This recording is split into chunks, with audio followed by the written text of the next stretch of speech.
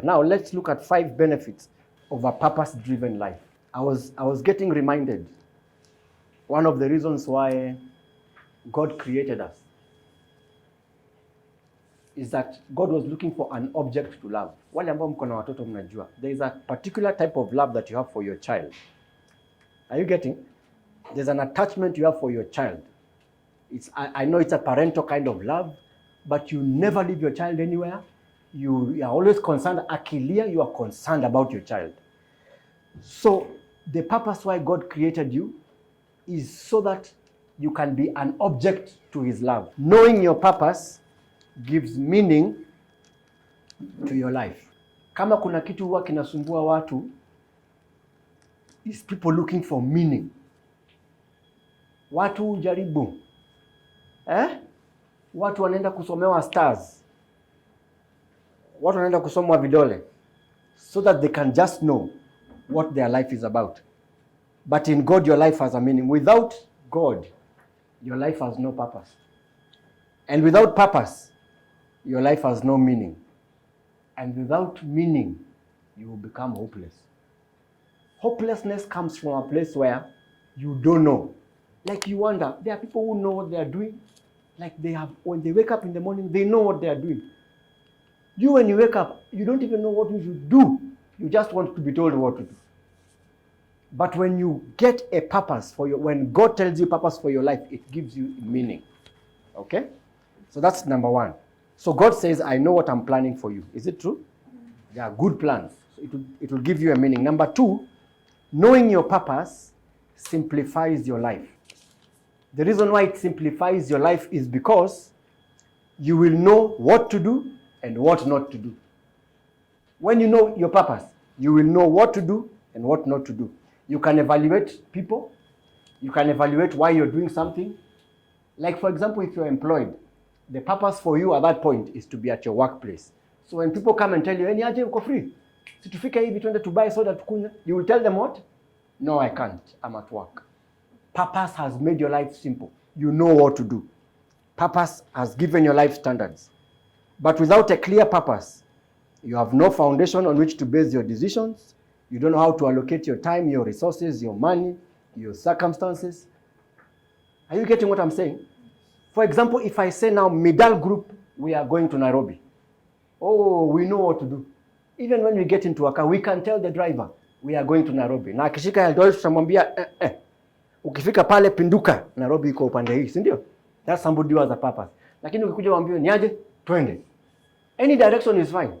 Muende Kenlands, muende Eldoret, muende Nairobi, doesn't matter. Tumeambiwa twende. You need to ask, where are we going? Isn't it? Yeah. So we also need to stop and ask ourselves, where am I going? I know I'm going 100 kilometers per hour, but where am I going? That's how life is sometimes. People don't know where they are going, but they are moving very fast. 100 kilometers per hour in the wrong direction. You don't know where you're going until you meet God so that he can give you direction. So number 3, knowing your purpose focuses your life. Now, when we talk about focus is very like you will concentrate your energy on what is important. And it's different from the other point. I don't know, did you know that there is light outside, but if you take a magnifying glass, do you know a magnifying glass? Ukichukua magnifying glass uweke chini ya jua, uweke pepa hapa, and then you focus the light, itachoma hii karatasi. Okay? There are people and technology that has focused light, zinaitwa laser beam. Laser beam can cut through a metal. It is just light that has been focused. It can cut through a metal. Now, when your life is focused, the power of focus, it can settle confusion and actually feel emptiness in your life. Because your life is very focused on what you're doing, your life begins to become very productive. So if you want your life to have impact, you have to stop 2 things. I mean, doubling. It's called doubling. Kufanya hii, kufanya ile, kufanya ile, kufanya ile. People don't know even what you do. Mara wewe ni electrician, mara wewe ni nini, mara wewe ni nini. What do you do? Because you're doing 10 things at the same time, isn't it? But when you're focused, hata kukua daktari si kukua daktari tu. Kuna daktari ambao ni specialist, si ndio? Kuna wengine wame specialize in this, wengine wame specialize in. So Even in your life, there is something specialized about your life. By the way, God knows you are meant to be salt on earth. There is something specific you can do that my brother cannot do. Even the way I talk, he cannot talk the way I talk. My fingerprints are not the same. My talents are not the same. So there's something you can do. Problem is we compare ourselves with each other, isn't it? Oh, I want to be like that one. You want to be like that one? You want to be like that one? Him, he's doing his part. What about you? Somebody said, if you try to imitate someone, the best you can do in that field is number 2. Why will you be number 2? Because yeye mwenye ako kwa place yake ni number 1. He is where he is supposed to be. But there's also a place for you to be number 1. Some of you are very good in cooking, but maybe you don't consider it. Some of you are very good maybe with talking to people, but maybe you don't consider it. Unajua kuongea na watu ni kipawa. Kuongea vizuri. Unajua kuna watu hawajui kuongea, si ndio? Akiongea unasikia tu kuachana nayo na kuendelea. But there are people who are very good in talking to people. Number 4. Knowing your purpose motivates your life. So what purpose does, it produces something called passion. Okay? Do you know what passion is? Ni ile kujitolea. Yaani unaona mtu anafanya kazi na ako passionate. Akiona nini mara moja ako very passionate because it's coming from inside. That's what purpose does. It doesn't matter the career of what you're doing. Hata unaweza kuwa mpishi but unapika lakini hiyo kitu imetoka from your heart. Passion. But passion can only come once you have been motivated by knowing your purpose. Ukipatiwa kazi yenye haina motivation, haina purpose, utachoka kwa hiyo kazi. Utakuwa unakuja hivi asubuhi ushachoka because you're not passionate about it. Okay?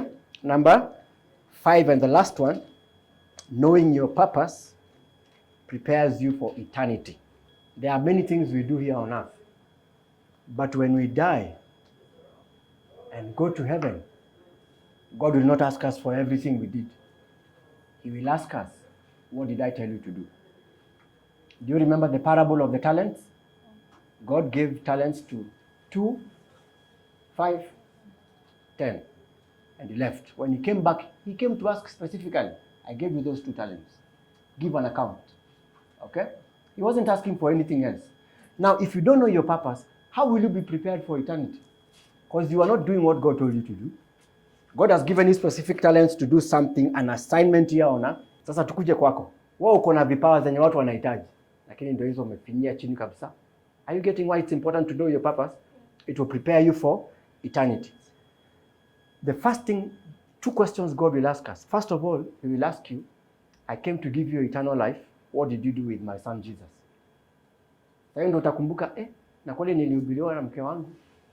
Nikahubiriwa na aunti yangu. Nilikuwa natukanana tu nasema kwendeni huko hiyo mambo ya kanisa.